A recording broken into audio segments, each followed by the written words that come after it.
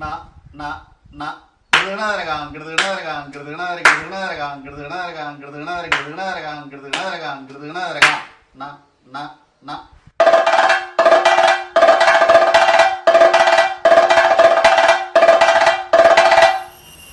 ഈ തായമ്പക കേരളത്തിൻ്റെ പുറത്തും മറ്റ് മേഖലയിലുള്ള വാദ്യ സംഗീത പ്രതിഭകളോടൊപ്പവും ഒക്കെ നിർവഹിച്ചിട്ടുണ്ടല്ലോ. അപ്പോൾ അതിൻ്റെ ഒരു വിശദാംശങ്ങൾ എങ്ങനെ? ഞാൻ ഈ ജുഗൽബന്ദി ഫ്യൂഷൻ എന്നൊക്കെ പറഞ്ഞിട്ടുള്ള സംഗതിയിലൊക്കെ ഉണ്ടായിട്ടുണ്ട്. ഈ ഖുറേഷി എന്നൊക്കെ പറഞ്ഞിട്ട് ഈ സക്കീർ അദ്ദേഹത്തിൻ്റെ അനിയൻ്റെ കൂടെ സക്കീർ ഹുസൈൻ്റെ കൂടെ ഒക്കെ തനിച്ചുള്ള പരിപാടിയായിട്ട് തന്നെ അവതരിപ്പിച്ചിട്ടുണ്ട്. ഞാൻ അതിൻ്റെ കാരണം ഈ ഓർണിമൽ സർക്കിളിൽ ബോംബെ ഓർണിമൽ സർക്കിളിൽ തായമ്പ കൊട്ടിക്കൊണ്ടിരിക്കുമ്പോൾ ഇദ്ദേഹം കാണാൻ വരികയും ഞാൻ കണ്ടു കഴിഞ്ഞപ്പോൾ ഒന്ന് നമസ്കരിച്ചാൽ ആ നോർത്ത് ഇന്ത്യൻ സംസ്കാരത്തിലൊന്ന് കാലിങ്ങനെ തൊട്ടു. എനിക്ക് യാതൊരു അംശമില്ല, ഞാൻ നമസ്കരിച്ചു. കാരണം എനിക്ക് അദ്ദേഹത്തിൻ്റെ വലിപ്പം നല്ലോണം അറിയാം. ഇനി അദ്ദേഹം ചിലപ്പോൾ ആദ്യമായിട്ട് കാണാറ്.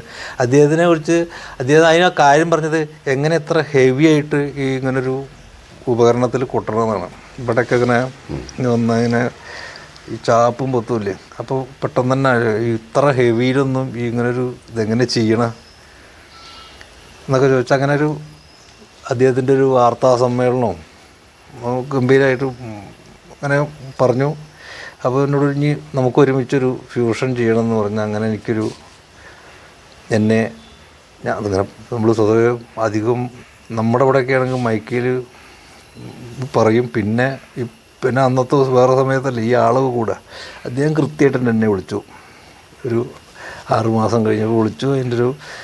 അതിനൊരു സ്വഭാവമൊക്കെ ഉണ്ട്. NCPA എന്ന് പറഞ്ഞിട്ടൊക്കെ ഒന്ന് ബന്ധപ്പെട്ട് പൂനെയിൽ വെച്ചിട്ട് ആദ്യ അനന്ത് ഫെസ്റ്റിവൽ എന്ന് പറഞ്ഞ സംഗതിയിൽ അങ്ങനെ ചെയ്യുന്നുണ്ട്. പിന്നെ ഖുറേഷിയായിട്ട് ചെയ്ത് അന്താരാഷ്ട്ര ഫിലിം ഫെസ്റ്റിവലിന് തായമ്പേക്ക് പോയപ്പോൾ ഇങ്ങനൊരു കാര്യം കൂടി വേണമെന്ന് പറഞ്ഞു.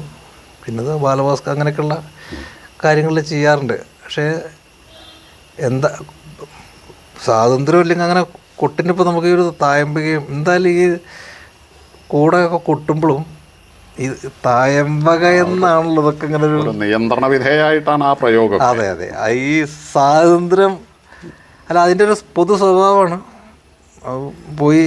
എന്നാലും ഇങ്ങനെയൊക്കെയുള്ളൊരു വഴി കൊണ്ടല്ലേ ഇതൊക്കെ ഉണ്ടായത്.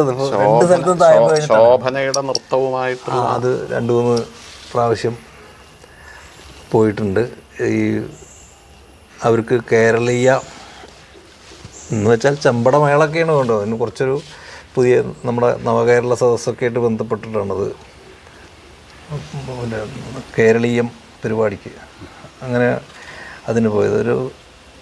അതിൻ്റെ മുന്നേയും അവർ 1-2 ഡാൻസിനൊക്കെ പോയിട്ടുണ്ട്. മൃദംഗിസ്റ്റ് അനന്തകൃഷ്ണൻ്റെ കൂടെ ഷൊർണൂരോ മറ്റോ അത് ഒരു പുതിയൊരു പരീക്ഷണം. അദ്ദേഹത്തിനോട് ഞാൻ എന്താ വെച്ചാൽ സ്വതവേ വിളിച്ച് പറയുമ്പോൾ ഇവരൊക്കെ ഈ അവരവരുടെ കൈ കടഞ്ഞാൽ മറ്റവർക്ക് കൊടുക്കുക അങ്ങനെയൊക്കെ ഒരു ഏർപ്പാടില്ല. ഞാൻ എൻ്റെ ഒരു ഭാഷയിൽ പെട്ടെന്ന് പറയണമെന്നേ ഉള്ളൂ. വേറെ ഈ തനിയാവർത്തനത്തിനൊക്കെ ഇപ്പം അങ്ങനെയൊക്കെ പറയാൻ പറ്റുന്നുള്ളൂ. കുറേ നേരം ഒരാൾ കഴിഞ്ഞാൽ മറ്റേടക്ക് അപ്പോൾ അടുത്തിരിക്കുന്ന ആളുണ്ട്, അയാളെ കൈ അടഞ്ഞു പോകുന്നുണ്ട്, അടുത്ത ആൾ തുടങ്ങി. അപ്പോൾ അതൊന്നും അല്ലാണ്ട് ഞാൻ ചോദിച്ചു ഇങ്ങനെ എന്താ അതല്ല എനിക്ക് തായമ്പക തന്നെ വേണ്ടത് പറഞ്ഞു. അങ്ങനെ വേണ്ട പറഞ്ഞാൽ ഇനിയിപ്പോൾ തായമ്പക നേരെ ഒന്ന് കുറക്കെ ഈ മൃദംഗവും ചണ്ടയും കൂടി യോജിച്ച് കിട്ടണ്ടേ. പിന്നെ ഇപ്പോൾ അത് നേരെയില്ല. നമ്മുടെ ആൾക്കാർ ആദ്യം അതാ പറയുക. നമ്മുടെ ആൾക്കാർ നമുക്ക് പെട്ടെന്ന് അങ്ങനെ അത് ചെയ്തു നോക്കിയിട്ടല്ല പറയുക. എന്തായാലും ഞാൻ ചെയ്തു നോക്കാമെന്ന് തീരുമാനിച്ചു. എന്നിട്ടാണല്ലോ നേരെയില്ല. അത് ആദ്യം തന്നെ ചെയ്യാണ്ട് അതൊക്കെ ഒന്നും നേരെയില്ല, ഒന്നും വേണ്ട, വെറുതെ അത് നേരെയാവാൻ വഴിയില്ല. അതല്ല ഞാൻ അതെന്തായാലും ചെയ്യാൻ തീരുമാനിച്ചത്. അങ്ങനെ ചെയ്തു കഴിഞ്ഞു. ഈ അവിടെയും എനിക്ക് കുറച്ചും കൂടി എളുപ്പമായി. ഒന്നുകൂടി ഞാൻ വളരെ മൃദംഗമാണല്ലോ കൊട്ടണം. അവർ മൈക്ക് അഡ്ജസ്റ്റ്മെൻറ്റൊക്കെ ചെയ്താലും ചണ്ട ഒന്ന് അമർത്തി കൂട്ടിയാൽ കഴിഞ്ഞു. കാരണം അതിൻ്റെ ഒരു സ്വഭാവം അങ്ങനെ പോകുന്നുണ്ട്. വളരെ താഴ്ന്ന ശബ്ദത്തിലാണ് കൊട്ടിയിടുന്നത്. ഒന്ന് കേൾക്കും വേണ്ടേ, അത് കൊട്ടണത് കേൾക്കും വേണം. അങ്ങനെ ഒന്ന് അവതരിപ്പിച്ചു. അതിൻ്റെ ഒരു വേദി കേരളത്തിനേക്കാൾ കൂടുതലത് വേണ്ടി വരിക പുറത്താണ്. ഇവിടെ ഇപ്പം എന്തായാലും ചെണ്ടേനെ ഇവിടെ ഉള്ളവർക്ക് അവരുടെ ഉള്ളിൽ അത് കൃത്യമായിട്ട് അടയാളപ്പെടുത്തിയിരുന്നു. ഇനി മൃദംഗമല്ല, ഇനി വേറെ എന്ത് കൊണ്ട് അല്ല, അവർ നേരെ മറിച്ച് ഒരു റിതം ഫെസ്റ്റിവലിലൊക്കെ വരികയാണ്, ചിലപ്പോൾ നല്ല സാധ്യത ഉള്ള. ഞാനത് നേരിട്ട് കേൾക്കാൻ അവസരം ഉണ്ടായിട്ടുണ്ട്. താരതമ്യേന ചെണ്ട ഒതുക്കി വായിച്ചതായിട്ടാണ് തോന്നിയത്. മൃദംഗത്തോടെ എങ്ങനെ ചേർക്കാം എന്നതിൻ്റെ ഒരു പരീക്ഷണം ഏറെക്കുറെ വിജയകരമായി ചെയ്തു എന്നാണ്. പിന്നെ അയാളെ ഈ തായമ്പക അവർക്ക് എന്താ വെച്ചാൽ നമ്മുടെ ഈ കേരളീയ വാദ്യങ്ങളൊക്കെ ഏറ്റിച്ചുരുക്കുക എന്ന ഒരു വാക്കുണ്ട്. 3ആയിട്ട് 2 പ്രാവശ്യം, 2ആയിട്ട് 2 പ്രാവശ്യം, 1ആയിട്ട് 2 പ്രാവശ്യം, 2ആയിട്ട് 1, അത് കഴിഞ്ഞാൽ പിന്നെ 2ാം കാലമായി. അപ്പോൾ ഇതവർക്ക് പടിഞ്ഞ് കിട്ടാൻ കുറച്ച് ബുദ്ധിമുട്ടാണ്. കാരണം അവർ ഈ ശീലങ്ങൾ വരുമല്ലോ. ഇപ്പോൾ എനിക്കിപ്പോൾ അവർ പറഞ്ഞു, അവരുടെ കാര്യം പറഞ്ഞു തന്നാൽ എനിക്കും ബുദ്ധിമുട്ടുണ്ടായിരിക്കാം. പക്ഷേ അയാൾ ഈ തായമ്പകനെ കൊട്ടണം പറഞ്ഞപ്പോൾ ഞാൻ പറഞ്ഞു കുറച്ച് എണ്ണങ്ങളൊക്കെ ഒന്ന് ഇന്നത് വരണം. അപ്പോൾ ചമ്പക്കൂറ് നമ്മൾ അവർക്ക് ഇഷ്ടം പോലെ സാധനം വരും.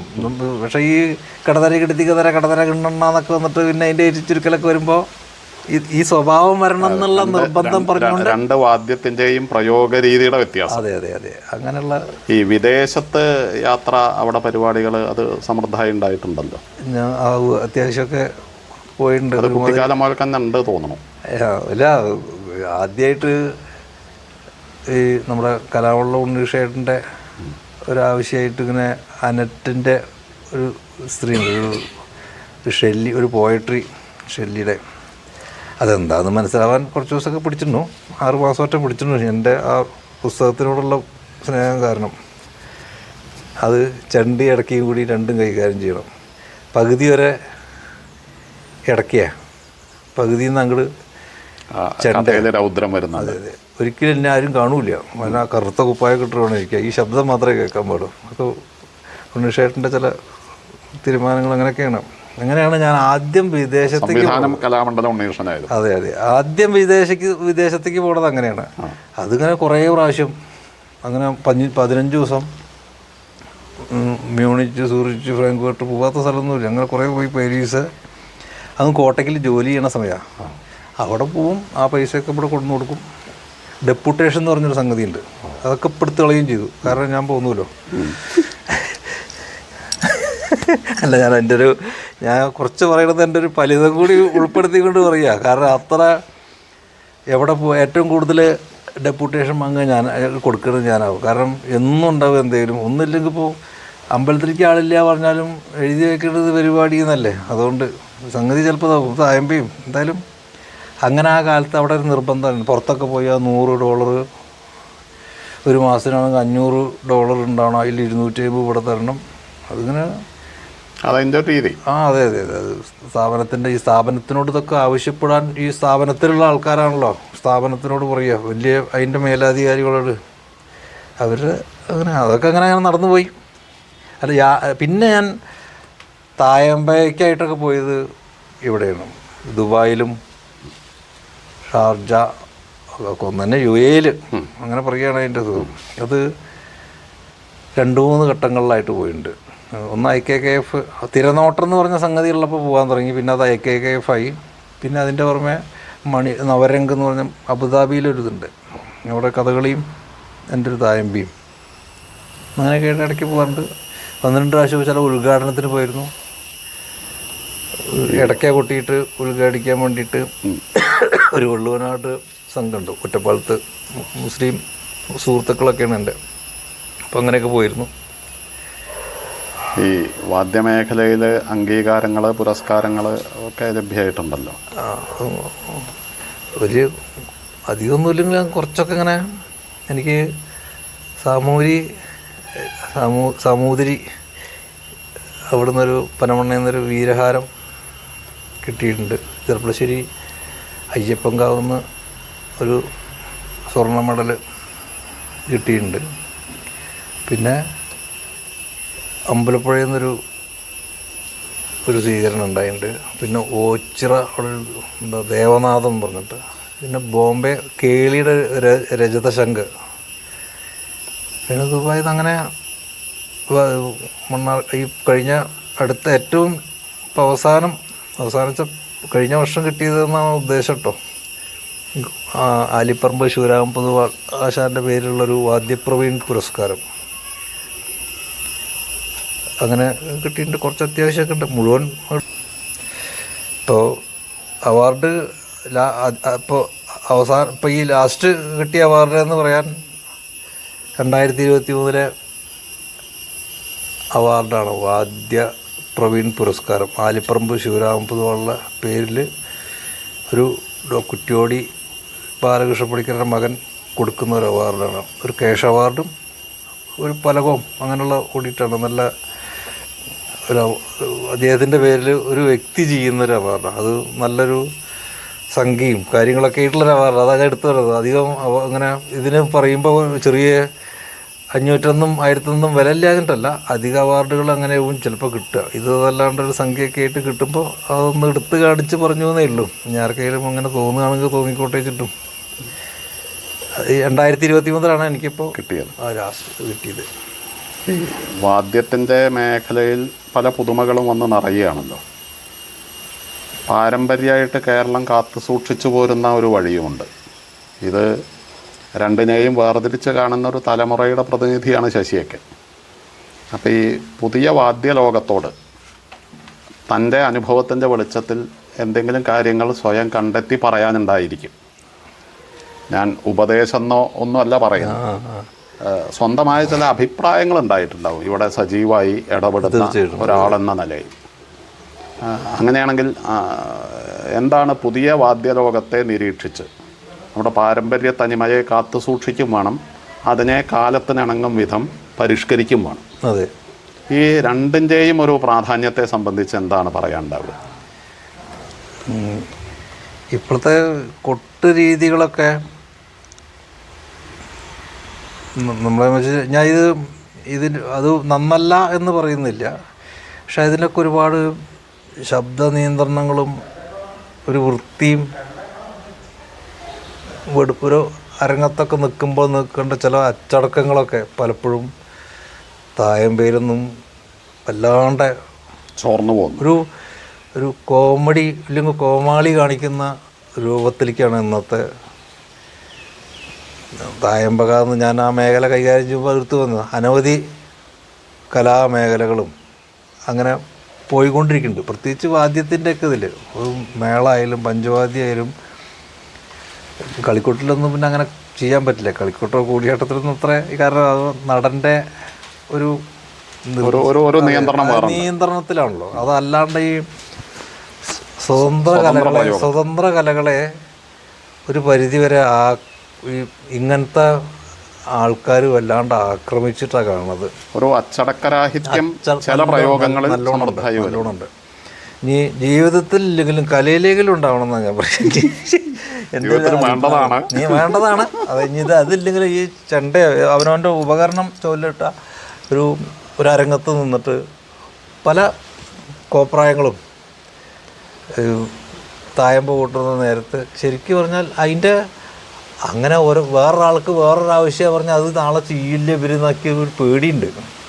നാളെ ഇതൊക്കെ ഇടവട്ടായി കഴിഞ്ഞാൽ രണ്ടാം മുണ്ടൊക്കെ കൂടെ അഴിച്ചിട്ടുള്ളൂ, എന്നിട്ട് മതി താളം പിടിക്കുക അങ്ങനെയൊക്കെ. അതല്ലാണ്ട് ഓഡിയൻസിൻ്റെ ഇടയിലേക്ക് ചെല്ലാം, ഒരു പരിധി വരെ ചെല്ലാൻ പാടുള്ളൂ.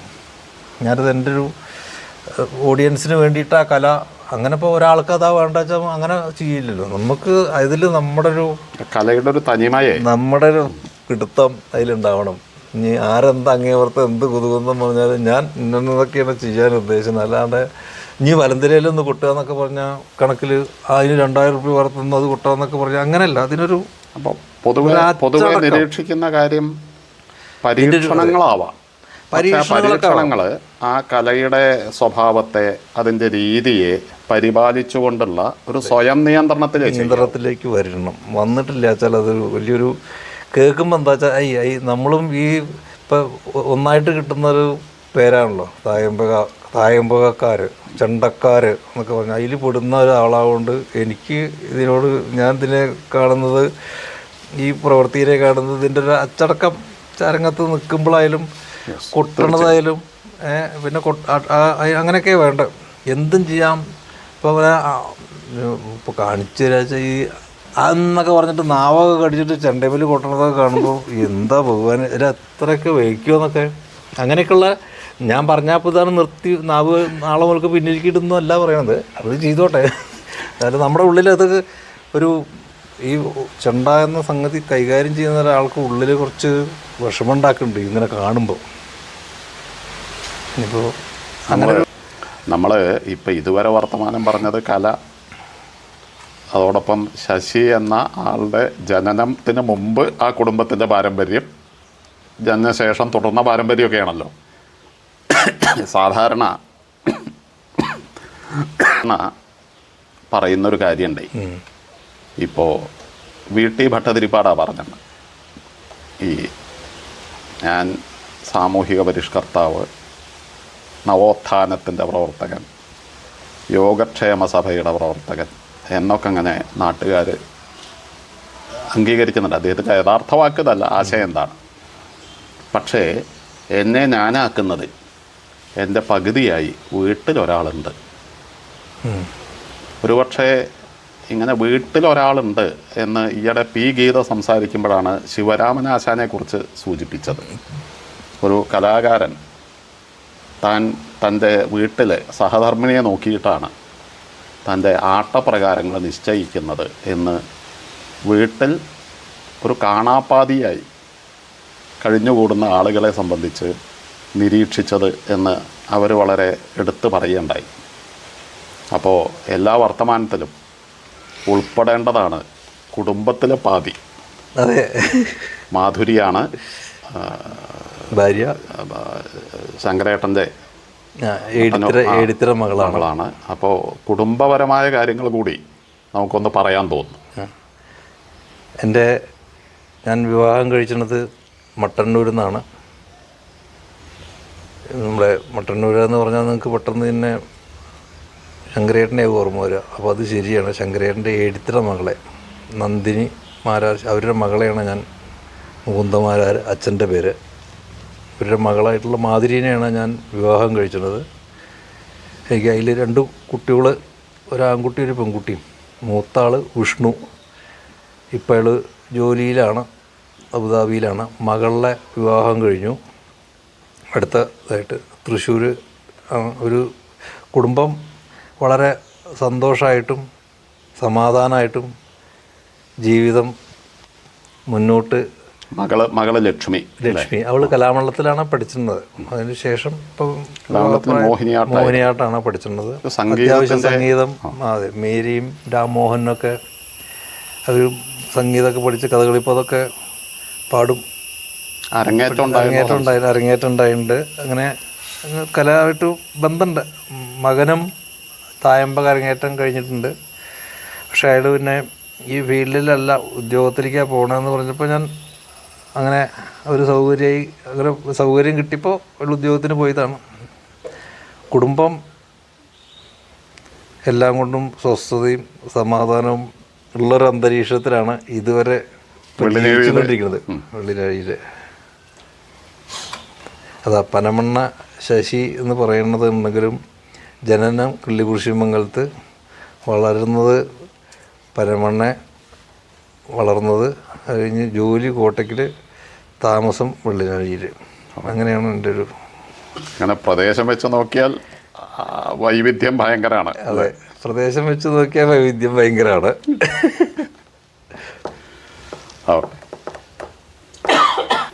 നമ്മൾ അല്പനേരം ശശിയുടെ തായമ്പകയെക്കുറിച്ചും കലാപ്രവർത്തനങ്ങളെക്കുറിച്ചൊക്കെയാണ് സംസാരിച്ചത്.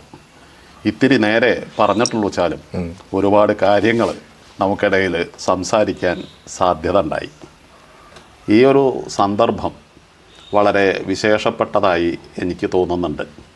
താങ്കൾക്കും അങ്ങനെ തോന്നുന്നുണ്ടാവും എന്നാണ് ഞാൻ പ്രതീക്ഷിക്കുന്നത്. തീർച്ചയായിട്ടും എന്തായാലും ഈ ഒരു അവസരം ഉണ്ടാക്കുന്നതിന് നിമിത്തമായത് കലാമണ്ഡലം ഉണ്ണികൃഷ്ണനാശാനാണ്. അദ്ദേഹത്തിൻ്റെ ഈ ഇടപെടലും അങ്ങനെ എന്നോടത് ആവശ്യപ്പെട്ടപ്പോൾ എനിക്ക് സത്യത്തിൽ ഒരങ്കലാപ്പൊക്കെ ഉണ്ടായിരുന്നു. കാരണം ഞാനങ്ങനെ ഒരു ഇൻ്റർവ്യൂ ചെയ്യാൻ ധാരാളം അനുഭവമുള്ള ആളൊന്നുമല്ല. അപ്പോൾ അത് സാരല്ല, അതിനാവശ്യമായിട്ടുള്ള എല്ലാ പിന്തുണയും ഉറപ്പ് തന്നതിൻ്റെ അടിസ്ഥാനത്തിലാണ് എനിക്ക് ഇതിനുള്ളൊരു ആവതുണ്ട് എന്ന് തോന്നി നമ്മൾ സംസാരത്തിൽ ഏർപ്പെട്ടത്. മാഷ് അല്ല ഈ വിഷയത്തിൽ കഴിവില്ലാത്ത ആളാണെന്ന് നമുക്ക് തോന്നുന്നില്ല. കാരണം മാഷയെ കുറിച്ചിട്ട് ഈ വക മേഖലകൾ മാഷ് അത്യാവശ്യം കൃത്യമായിട്ട് മനസ്സിലാക്കിയിട്ടൊരാളാണ്. അങ്ങനെയാണ് നമ്മുടെയൊക്കെ ഉള്ളിൽ ഇപ്പോൾ കഥകളി ആയാലും താളങ്ങളെക്കുറിച്ചിട്ടുള്ള താളപദ്ധതി ആയാലും സ്വതവേ എല്ലാ മേഖലയിലും ഇടപഴകുന്ന മാഷയുടെ ഒരു അനുഭവം എന്ന് പറഞ്ഞു തന്നാൽ തിരക്കിടില്ല. അത്ര അല്ല, ഈ കഥകളി കാണാനുള്ള സാഹചര്യങ്ങൾ അല്ലെങ്കിൽ അന്നത്തെ നടന്നു പോയതും ഇല്ലെങ്കിൽ കണ്ടതും ഈ വെള്ളിനാഴിയിൽ അത് എന്തിലും കഥകളിയിലെത്തത് അത് അവിടുത്തെ ഈ മണ്ണിൻ്റെ ഒരു നല്ലൊരു ശരിയാണ്. എല്ലാ വഴിയും ഒന്നുകിൽ ഒരു കഥകളി വേഷക്കാരൻ്റെ വീട്ടിൽ ചെയ്യും, അല്ലെങ്കിൽ വാദ്യക്കാരുടെ വീട്ടിൽ ചെയ്യും, അങ്ങനെ തിരിയുന്നൊരു പ്രദേശമാണ് നമ്മുടെ. എന്നെക്കുറിച്ച് അത്ര അധികം പറയാനില്ല. അടിസ്ഥാനപരമായിട്ട് ഒരു കർഷക കുടുംബത്തിലെ ഒരംഗം എന്നുള്ള നിലയിലാണ് വളർന്നു വരലും വിദ്യാഭ്യാസ കാലമൊക്കെ അങ്ങനെയാണ്. ജോലി സംബന്ധമായിട്ട് വന്ന് അണഞ്ഞത് കുട്ടികളെ പഠിപ്പിക്കുന്ന മേഖലയിലാണ്, അധ്യാപകനാണ്. അതാവട്ടെ എന്നേക്കാൾ താഴെ ഇനി അധികം അധ്യാപകരില്ല, പ്രൈമറി സ്കൂൾ അധ്യാപകനാണ്. അങ്ങനെ 37 കൊല്ലത്തോളം പ്രൈമറി സ്കൂളിലത്തെ അനുഭവങ്ങളാണ്, കുട്ടികളെ പഠിപ്പിച്ച അവിടെ പ്രവർത്തിച്ച അനുഭവമാണുള്ളത്. സന്ദർഭവശാൽ ജനിച്ചത് വെള്ളിനേഴി, വളർന്നത് വെള്ളിനേഴി ആയതുകൊണ്ട് സ്വാഭാവികമായിട്ടും ഇവിടെ അന്തരീക്ഷത്തിൽ കലയുടെ ഒരു മണമുള്ളതുകൊണ്ട് കുട്ടിക്കാലം മുതൽ തന്നെ മറ്റ് പ്രാരാബ്ധങ്ങളുടെ ഇടയ്ക്ക് ഈ കഥകളി കാന്തള്ളൂർ അതുപോലെ സമീപ പ്രദേശത്ത് പലയിടത്തും ഉണ്ടാവുമ്പോൾ അതറിഞ്ഞിട്ടൊന്നല്ല, കുട്ടിക്കാലത്ത് വാഴയങ്കടച്ച് നടക്കുക, അങ്ങനെ നടന്ന് കുറേ പോയിട്ടൊക്കെ ഉണ്ട്. അതിനൊരു സംഘമൊക്കെ ഉണ്ടായിരുന്നു. ആനന്ദൻ്റെ ഏട്ടൻ വരെയുള്ള ആളുകൾ, എന്നേക്കാളൊക്കെ സീനിയറാണ്, പക്ഷേ TN നാരായണൻ, ആനന്ദൻ്റെ ഏട്ടൻ, രാമനുണ്ണി തുടങ്ങിയ ആളുകൾ അടങ്ങുന്ന ഒരു സംഘം കഥകളി ഉണ്ടെങ്കിൽ അത് പോയി കാണുക എന്നതിൻ്റെ ഒരു ശീലമുള്ള, ഒരു കാഴ്ച ശീലമുള്ള ഒരു സംഘത്തിൻ്റെ ഇടയിൽ പോയി പെട്ടതാണ്. അപ്പം അങ്ങനെ വീട്ടിൽ നിന്ന് വലിയ അനുവാദമൊന്നും ചിലപ്പോൾ ഉണ്ടാവില്ല, കാരണം കൃഷിപ്പണി മുടങ്ങാൻ പാടില്ല. അപ്പം അതിനൊക്കെ ക്രമീകരിച്ചുകൊണ്ട് ഈ കഥകളി കാണുക എന്നത് അന്നത്തെ ഒരു സമ്പ്രദായമായിരുന്നു. അത് സ്കൂൾ വിദ്യാഭ്യാസ കാലം മുതൽ തന്നെ, ഏതാണ്ടൊരു 5ാം ക്ലാസ്സിലൊക്കെ പഠിക്കുന്ന കാലം മുതൽ ഒരു 75-76 കാലമൊക്കെ ആവും. അക്കാലം മുതൽ തന്നെ കഥകളി കാണുന്നുണ്ടായിരുന്നു. ഒരു 5ാം ക്ലാസ് പഠിക്കുന്ന കുട്ടിക്ക് എത്ര കഥകളി കണ്ടാൽ മനസ്സിലാവുക എന്നൊക്കെ എല്ലാവർക്കും അറിയാവുന്നതാണ്. പക്ഷെ ആ ഒരു ലോകത്തോടുള്ള ഒരു അടുപ്പം, കഥകളി കാണുക എന്നതിനോടുള്ള ഒരു മമത, അത് വളർന്നു വന്നിട്ടുണ്ട്. അങ്ങനെ കാഴ്ചയുടെ ഒരു പശ്ചാത്തലത്തു നിന്നാണ് ഈ കല, അതുപോലെ കഥകളിയാവുമ്പോൾ അതിൽ സംഗീതവും വാദ്യവും അഭിനയവും മൂന്നും ഉണ്ടാവുമുണ്ട്. ആ 3 മേഖലയുമായി ബന്ധപ്പെട്ട ഒരു അനുഭവത്തിൻ്റെ ഒരു അടിത്തറയാണ് ഉള്ളത്. ശാസ്ത്രീയമായോ അനുഷ്ഠാനപരമായോ നിഷ്ഠയോടുകൂടിയോ ഒരു കലയും ഞാൻ അഭ്യസിച്ചിട്ടില്ല. സ്വാഭാവികമായി ഈ വീട്ടിൽ നിന്ന് പകർന്നു കിട്ടിയിട്ടുള്ള ഒരു പുരാണ പരിചയത്തിൻ്റെ ബലത്തിൽ ഒരല്പം സംസ്കൃതം പഠിക്കാനും അതിൻ്റെ ഭാഗമായി നേരത്തെ പറഞ്ഞ ശിക്ഷാവിധികളോടുകൂടി ജ്യോത്സ്യം പഠിക്കാനൊക്കെ ഉള്ള ചില അവസരങ്ങൾ വീട്ടന്തരീക്ഷത്തിൽ കേട്ടിട്ടുണ്ട്. ഇങ്ങനെയൊക്കെ മാഷ എല്ലാ ഈ മേഖലയിലൊക്കെ അതൊന്നും ഇപ്പം അത്ര ആഴത്തിൽ പഠിച്ചു എന്നൊന്നും ഞാൻ പറയുന്നില്ല. അതൊക്കെ ഒന്ന് തൊട്ട് വെക്കാനും രാമായണം അടിസ്ഥാനപരമായിട്ട് തന്നെ പലരും വായിക്കേണ്ട പുസ്തകം തന്നെ വേണം എന്നുള്ള ഘട്ടത്തിലല്ലാന്നൊക്കെ ഇങ്ങനെ പറഞ്ഞ് കേൾക്കാറ്. അതെന്താ അറിയോ, ഈ രാമായണം വായിച്ചാലേ വീട്ടിൽ ചോറ് കിട്ടിയിരുന്നു. അത് ഒരു നിർബന്ധമുള്ള കാര്യമായിരുന്നു. സ്വാഭാവികമായും വൈകുന്നേരം ഒന്നും രാമായണം വായിക്കാൻ പാടില്ല എന്നാണ് പാരമ്പര്യം. ഞാനൊക്കെ വൈകുന്നേരമൊക്കെ വായിക്കായിരുന്നു. ഉച്ചാമ്പൊഴിവ്, ഈ കൃഷിപ്പണിയുടെ ഒഴിവ്, അതാണ്. അപ്പോൾ സ്കൂളും ഉണ്ട്, കൃഷിപ്പണി ഉണ്ടെന്ന് വെച്ചാൽ വേറെ ഉച്ചാമ്പഴം നേരം കിട്ടില്ല. മിക്കവാറും രാത്രിയാണ് രാമായണം വായിക്കുക. അപ്പോൾ രാമായണത്തിലെ ഏതെങ്കിലും ഒരു ഭാഗം അത് നിർത്തണ്ടേന്ന് ചില അക്ഷരക്കണക്കൊക്കെ ഉണ്ട്, അതൊക്കെ വെച്ച് വായിച്ചൊരു ഘട്ടത്തിൽ നിർത്തും. അപ്പോൾ എല്ലാ ദിവസവും ഇതിൻ്റെ ഒരു പാരായണം നടത്തുക എന്നത് ഒരു ശീലമായിരുന്നു. അപ്പം അതിൻ്റെ ഭാഗമായിട്ട് ഒരുപക്ഷെ ഒരു 3-ാം ക്ലാസ് മുതൽക്ക് ഒരു സ്കൂൾ വിദ്യാഭ്യാസം അവസാനിക്കുന്നത് വരെ എല്ലാ ദിവസവും രാമായണം വായിച്ചിരുന്നു. ഇതിപ്പോൾ എന്താ ഇപ്പോൾ ഒരു പ്രത്യേക നേട്ടം ഉണ്ടായിരുന്നോന്നും അറിയില്ല. പക്ഷേ കാവ്യസാഹിത്യ പാരമ്പര്യത്തോട് ചേർന്ന് നിൽക്കാനുള്ള ഒരു ഭാവുകത്വം അത് വളർത്തിയെടുത്തിട്ടുണ്ട്. ചെറിയ ചെറിയ ക്ലാസ്സിലൊക്കെ ഈ സംസ്കൃതവും നേരത്തെ പഠിച്ചതുകൊണ്ട് ഞാൻ സ്കൂളിലാണെങ്കിൽ 5-ാം ക്ലാസ് മുതൽക്ക് സംസ്കൃതത്തിൽ പോയി പെടുകയുണ്ടായി. അപ്പോൾ ഈ സംസ്കൃതാഭ്യാസം വീട്ടിൽ നിന്ന് ചെയ്തതുകൊണ്ട് സ്വാഭാവികമായും ആ കാര്യത്തിൽ ഒരു കൂടുതൽ മുന്നോട്ട് പോകാനും സ്കൂൾ സംസ്കൃതം ഒരു വക നൽകിയിരുന്നില്ല നമുക്ക്. അത് ചിലൊരു സർഗമൊക്കെ ഉണ്ടാവും. അപ്പോൾ വിദ്യാഭ്യാസ കാലത്ത് ഉണ്ടായിട്ടുള്ള ഈ 2 അനുഭവങ്ങൾ, ഒന്ന് കലയുമായി ബന്ധപ്പെടാൻ ഈ പ്രദേശത്തിൻ്റെ ഒരു കലാപാരമ്പര്യം സഹായിച്ചിട്ടുണ്ട്.